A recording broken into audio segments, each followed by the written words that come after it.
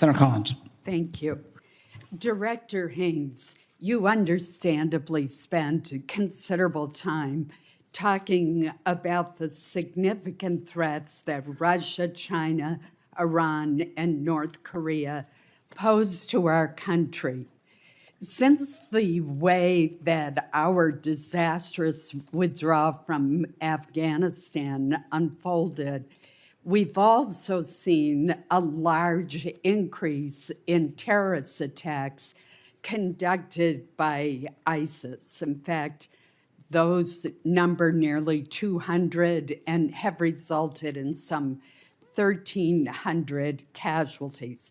So obviously, Afghanistan has shown that once again, the Taliban is either unwilling or unable to control terrorist groups.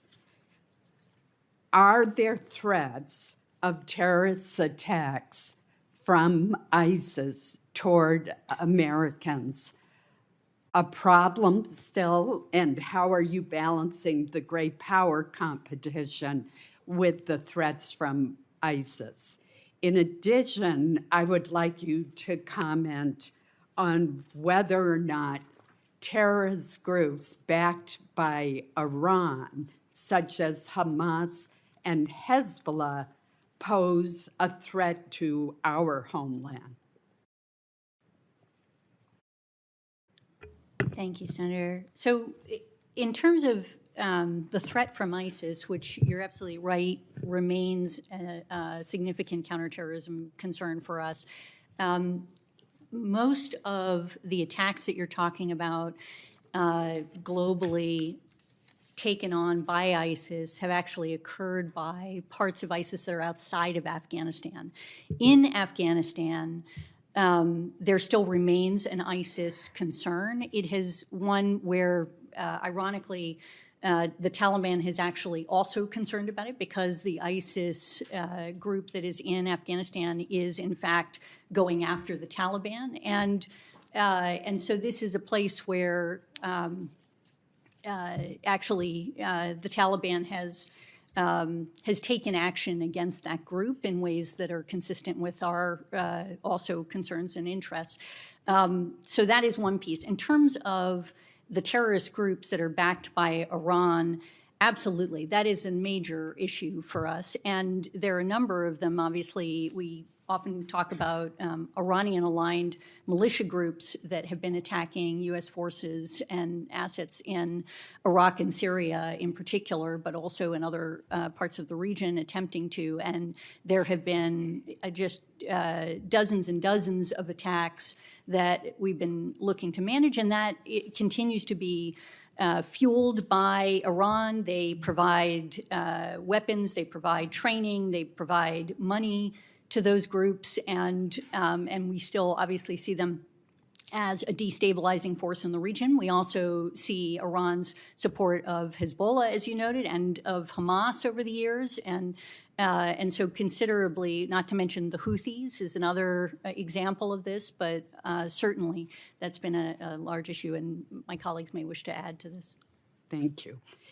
Director Wray, we know that China is the primary provider of the predecessor chemicals and the pill presses for fentanyl, and you've pointed out in your testimony the extraordinary scope of the amount of fentanyl that has been produced. And indeed, 80% of the overdoses in Maine last year involved fentanyl. But what we're also seeing in Maine is a new phenomenon that was reported by some enterprising journalists, and that is that Chinese nationals are establishing illegal marijuana growing operations all over the state. One public report estimates there are more than 200 of them, primarily in rural Maine.